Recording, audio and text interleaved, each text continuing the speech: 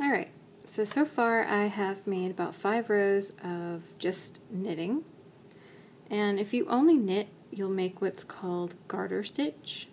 Garter stitch will look the same on the front and on the back, just like that.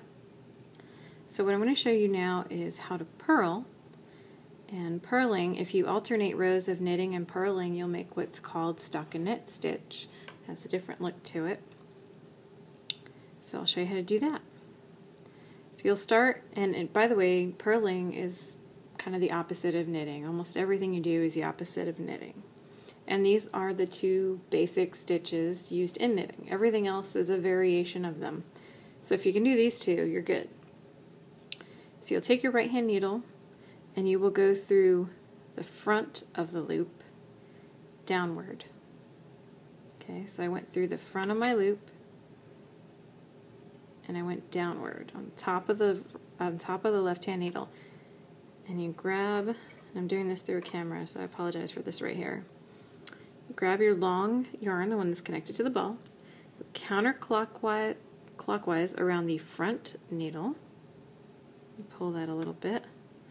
And then you go down and away from you. And when you do that, you'll grab this bit of yarn here.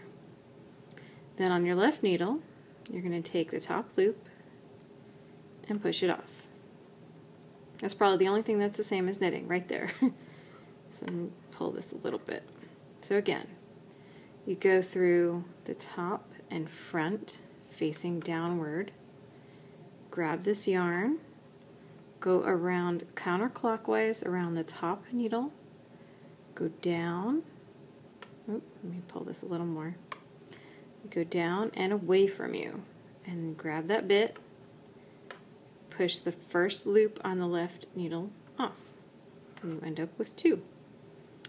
And you can go all the way down, just keep continuing, counterclockwise. Be careful to go counterclockwise. If you accidentally start going clockwise, like I did for a spell, your knitting will get really tight and it will drive you insane. So don't do that, because you'll want to kill it.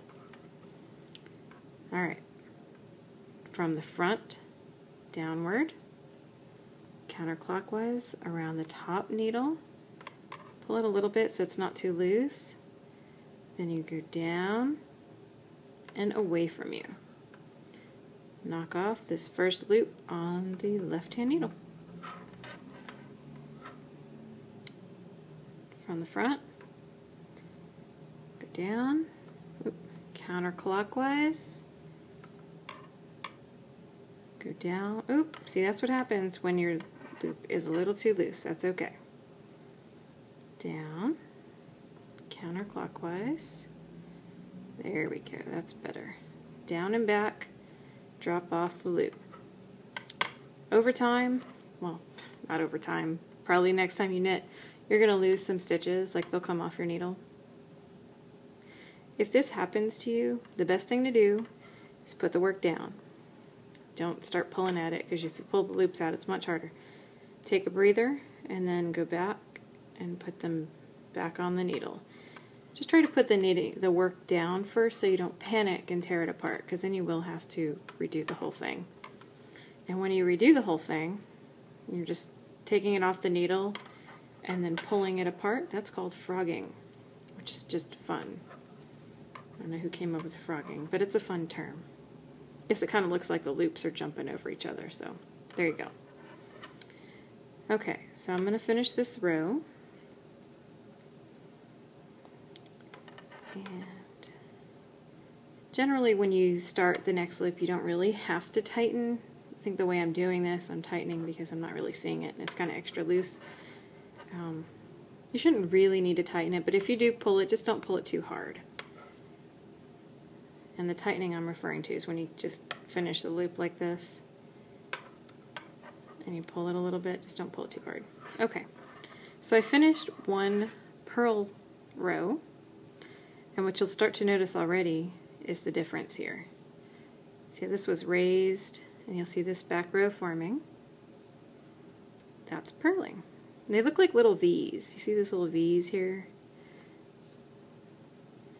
So, and purling If you alternate knitting and purling, you'll get what's called stockinette or stocking stitch. So if you're practicing, I would suggest you can practice just purling for a while. The result of purling and purling alone will give you garter stitch, just like knitting and knitting alone will do. But if you alternate one row knitting, one row purling, you'll make stockinette, so practice that. And I would also suggest you practice alternating knitting and purling on the same row. So what you'll do is you'll knit this one, purl this one, knit this one, purl this one. And here's what you need to know about that. If I knit my first one, you know, my yarn's in the back like so. And I come in here, and I go towards the back, then drop this off, so I've knit one. Before you can switch and do a purl, this is very important, you have to take this bit of yarn and pull it in front of the needle. Let me show you that again. It was back here. I'm going to take it around the back needle and just pull it towards the front so it's resting on the front of the needle. From here, you can purl.